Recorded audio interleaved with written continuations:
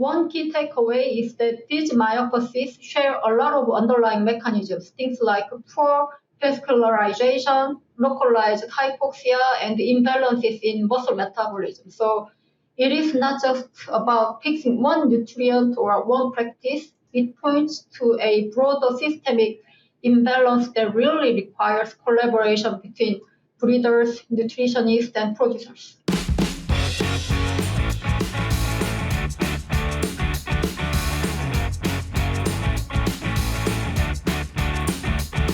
Welcome to the Poultry Podcast Show, brought to you by Wisenetics. I'm Doug Korver, dedicated to bringing you the latest insights and discussion in the poultry industry. Get ready to expand your knowledge and stay ahead with today's episode. If you find this interview interesting, please let us know by visiting our website at wisenetics.com. Our guest today is Dr. Sunoh Che, who is an assistant professor in the Department of Animal and Avian Sciences at the University of Maryland. Dr. Che is a recent hire at the University of Maryland, and she did her PhD at the University of Guelph in Guelph, Canada. Welcome to the program. Thank you for the invitation, Dr. Korver. Yeah, it's great to have you here. So can you tell us a little bit about your background and your career path to the University of Maryland? Actually, I grew up on a small poultry farm, small family farm in South Korea, where my parents raised beef cattle, pigs, and a few backyard chickens. From pretty early on, I was fascinated by how animal health connects to productivity. So becoming a veterinarian felt like a natural path for me. And after I finished my DVM, I joined the Korean government as a veterinary officer. And my responsibilities were to audit meat processing plants and oversee animal health programs, both within Korea and overseas. Also, import risk assessment of animal and meat. And through that work, I had the chance to visit poultry operations in Brazil, China, and Canada, and beef plants in the US and Europe, and swine operations in Australia, Germany, Poland, and Portugal. And that kind of global exposure really opened my eyes. So I started asking, why do these systems look so different, especially beef cattle, and what can we learn from each of them? And that question eventually led me to Canada to study veterinary epidemiology. And my master's advisor, Dr. Juan Carlos Rodriguez, he is a poultry immunologist, and he advised me to look more seriously at poultry. Then, during my PhD at the University of Guelph with Dr. Shai Babut, I was introduced to broiler integrators and to the issues of breast myopathies. That is where I really found my niche, combining fieldwork, data modeling, and molecular tools to understand what is happening in these birds. Now, in my role as an assistant professor and poultry extension specialist at the University of Maryland, I get to keep building on that.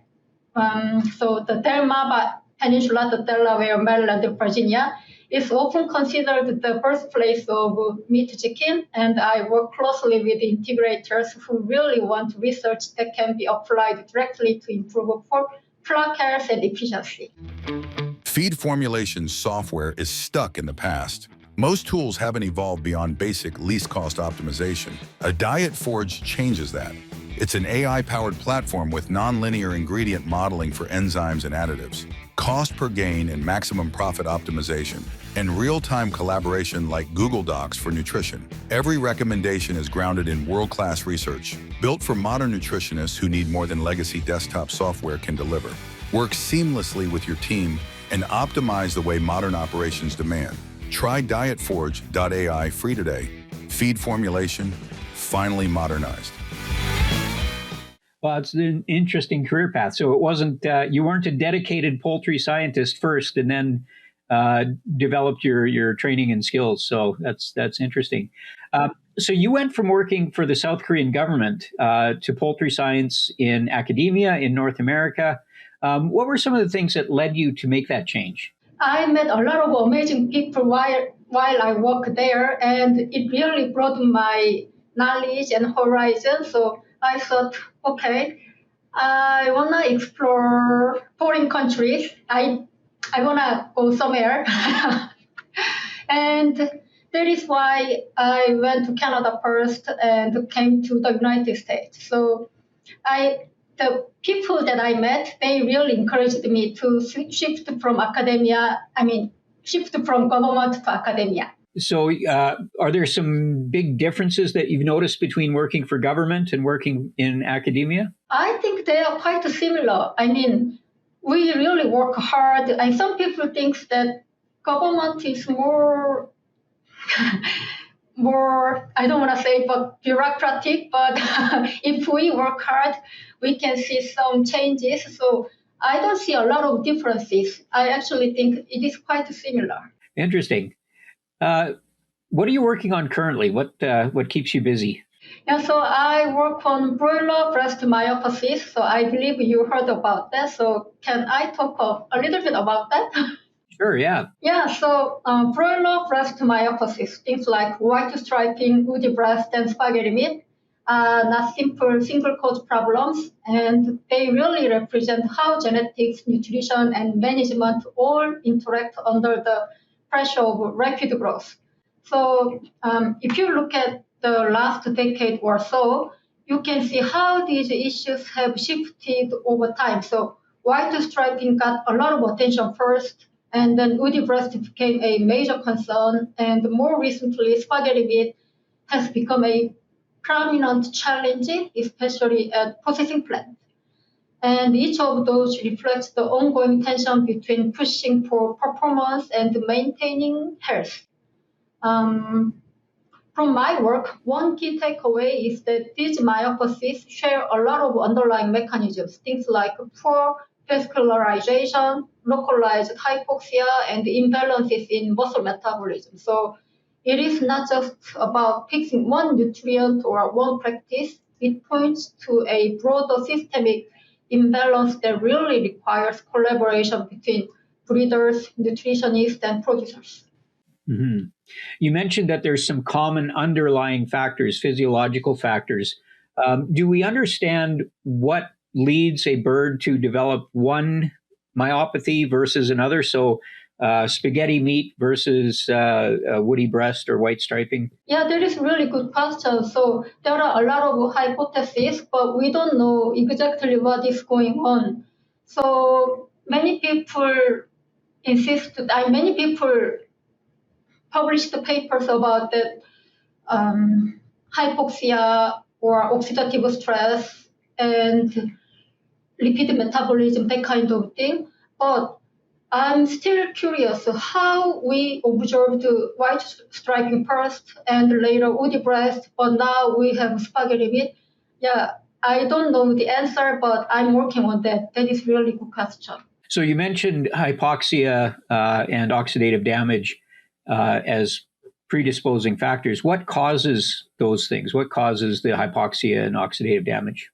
Yeah, so we know that chickens grow fast and the chickens are getting bigger, and that mainly focus on the muscle diameter, and we see the increase of diameter, but the capillary and vessels, they don't follow that kind of growth, and we assume that that imbalance ratio between muscle diameter, myofiber, and vascular, that kind of thing caused the hypoxia and localized the oxidative stress. That is working theory. So early in my career as a young poultry scientist, one of the things that the industry was dealing with was various metabolic problems associated with rapid growth, things like skeletal defects and cardiovascular defects, ascites, cellulitis, sudden death syndrome. And the geneticists were able to largely select against those traits, and we ended up with even faster growth rates and healthier birds. Do you think that's a potential solution for this problem for the industry? So are you asking me that geneticists, they found they have better parent stock or the pedigree stocks with those improved muscle and vessel ratio, and they may solve some issues? If that is question, yes, I agree with that. So obviously genetics, a genetic solution will take some time through breeding and getting those genes out into the population. In the meantime, why has it been so hard for the industry to get these myopathies under control? So that is a really important question. So from my understanding, every vertical integrators, they already have their own systems. So to reach their target weight, they have their formulated feed and they get their genetics from genetics company. So it might be difficult to shift from this production management to another things because they already have their set system. But if we want to change something, we may try some first and we later introduce the changes to the field and we may see improvement in the future. So I'm a poultry nutritionist. So when I think about these problems, I think about what could we do with the feed in terms of nutritional profile or feed additives. Are there any things that seem to have a positive effect on these myopathy problems? There are a lot of papers who tested supplements like vitamin E, vitamin C, selenium, and that kind of thing. And the results were not consistent. So, for example, if we add some supplement, they have better growth rate, but they have more woody breast or other myopathies. So at the end, their production goes down. And our team tested guanidino acetic acid last year. So you know better than me, I think. So guanidino acetic acid, GAA, is the direct precursor to creatine. And creatine works as an energy buffer, helping muscles maintain ATP.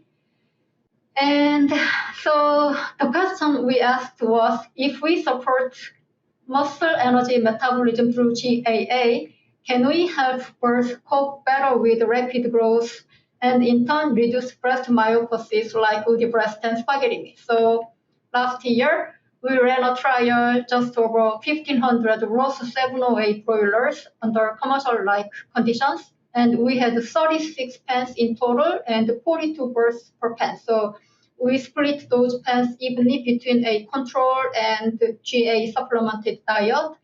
And throughout the grow up, we tracked body weight and feed conversion ratio, and then we scored myopathies at a processing plant. And what we found was pretty interesting. So the birds on the GAA diet had higher final body weight and better weight gain at day 48, but their feed conversion ratio and the myopathy scores did not increase compared with the control group. So that pattern suggests that GAA may have helped the bird handle fast growth more efficiently, supporting muscle energy metabolism in a way that allowed them to grow more without a corresponding rise in myopathy. And our group conducted transcriptomic analysis. So transcriptomes, that means that which genes are being turned on or off in the muscle. And we found that GAA changed the expression of genes involved in inflammation, tissue repair, and energy regulation. So even though we didn't see a dramatic, statistically significant drop in myopathy prevalence, we did see real biological changes that point to a potential protective effect under certain conditions. So we think that nutrition can shift the muscle's biology in subtle ways that might not always show up right away in simple prevalence numbers. And in the long run, the best path forward is probably a combination of targeted nutrition and sound management and smart genetic selection to reduce the overall susceptibility of birds to these myopathies. Evonik Animal Nutrition is committed to ensure food security and safety while reducing the ecological footprint of animal farming. Its products and services use evidence-based solutions that seek to promote animal welfare and reduce reliance on natural resources. All this is underpinned by long-standing industry partnerships and deep customer understanding. Evonik's focus on efficiency, sustainable, healthy nutrition, and collaborations with livestock farming partners creates value for customers and consumers. If you're enjoying this episode of the Poultry Podcast Show presented by WiseNetics, please remember to like, subscribe, and share it with your friends and family. You can also set the notifications to on from our channel so you don't miss any other upcoming episodes. As always, please feel free to leave us your comments at any time. Your feedback is important to us. So let's talk a little bit more about your work with guanidinoacetic acid. It sounds really interesting. So one of the predisposing factors for these myopathies is rapid growth rate. And it sounds like your results are showing that you can achieve even more rapid growth rate with the GAA without increasing the risk. So, the next question is there something maybe that you could do that would either allow the same growth rate and reduce the incidence, or allow the more rapid growth rate and still reduce the incidence? I mean, I think that's really what the industry is really trying for. Yeah, that is a really good question. And I believe that we also need some cost-benefit analysis when we use GAA. So I'm not sure about the cost of GAA, but if growers think that adding GAA is really beneficial to the flocks, then they will add them and see that GAA supplement can increase the growth rate, but do not increase the myopathy rate. So you mentioned you looked at other parameters like inflammation and oxidation and so on. Mm-hmm. Is there any sign that the GAA influences other pathogenic processes or susceptibility to other disease states? So we only scored the woody breast and spaghetti meat, so I'm not sure about other parameters. So can you suggest other parameters? Are you talking about like bone formation or intestine integrity, that kind of thing? Yeah, my question is, often when we have dysbiosis or gut health problems, we see increased levels of local and systemic inflammation. We see local and systemic oxidative damage or oxidative stress. So, it sounds like some of the things that you saw with the GAA might also have beneficial effects on some of these other physiological states. So histologically, we saw that inflammation under the affected tissue, and I saw a lot of inflammatory cells in breast muscle. But I didn't target whole system, so maybe in the future I will do that work so to see the big picture or the whole systemic influence of GAA in the future. Thank you so much for your input. Yeah, no, they're just very interesting results, and so I think there's other potential things that you could look at. Yes. Let's change subjects a little bit. So you're a veterinary epidemiologist. So how do you apply disease modeling or risk analysis tools in poultry production? Yeah, that is a great question. So because epidemiology often gets associated only with diseases like high-path avian influenza or COVID-19 outbreaks, and that's certainly part of it. But those same tools are really powerful when we apply them to production questions. So my approach is to treat production outcomes such as myopathy incidence, feed conversion, or mortality as events that can be modeled. And during my grad school and postdoc years, I worked a lot with statistical models and risk factor analysis and machine learning. And those tools help us pull together data from farms, processing plants, and lab work to identify which factors matter most and where interventions will be most effective. So for me, epidemiology gives us a structured way to compare groups such as high yield versus low yield flocks and affected versus unaffected birds and control versus treated groups. That helps translate complex variability on farms into clear data-driven recommendations that nutritionists, veterinarians, and integrators can actually use. When you're dealing with epidemiology and looking across multiple farms and looking at commercial production situations, you have the potential for generating a huge amount of data. So what's your approach to managing that data or making sure that you're extracting the information that's most relevant from those big data sets? Yeah, so I closely worked with vertical integrators. And when I talk to them, they also talk about their challenges, and I have a look at their data set and try to understand how can I assist them. And I try to keep in mind that garbage in, garbage out. So I don't want to put everything in a model. So I just to put just relevant variables and to see how that those predictor variables affect the outcome variables. Do you have, I mean, you've got a lot of skills through all your training. Is big data analysis one of your skill sets, or do you collaborate with others? Yeah, so I work with people from information science or data science, and they really good at dealing with statistical or the kind of models or software.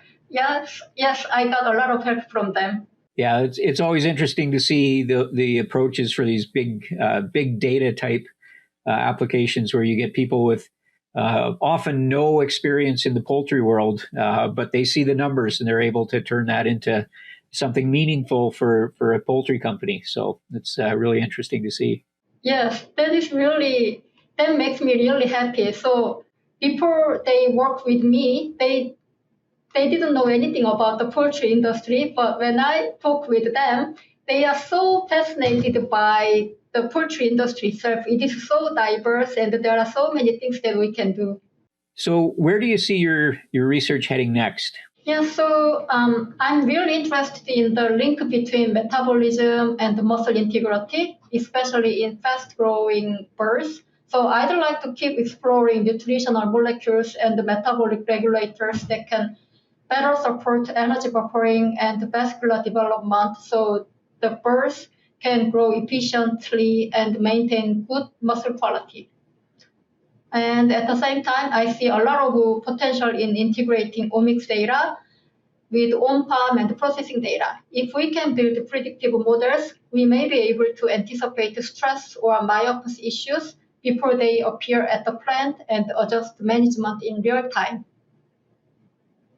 And if I can add one more thing, I've been very fortunate with my environment at the University of Maryland. So the animal and avian sciences faculty have been extremely supportive as I've started my program. So my mentors like Dr. Tom Porter and Rosalina Angel have been generous with their time and advice. And that's helped me connect basic epidemiology and nutrition with real industry problems. I also really value my collaborations with vertical integrators on the Maba area. Those partnerships keep my research very applied, so we can test ideas directly in commercial settings and hopefully deliver solutions that improve bird health and day-to-day management. Yeah, and your location in Maryland, it really lends itself to those close industry ties with the poultry industry. Mm-hmm.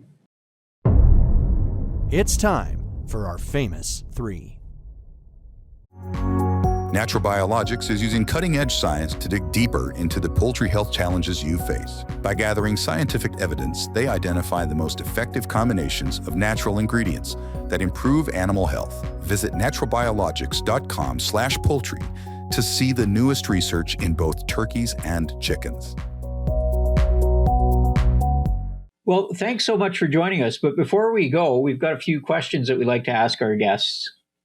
So the first one, can you tell us your favorite poultry or agriculture-related book or resource?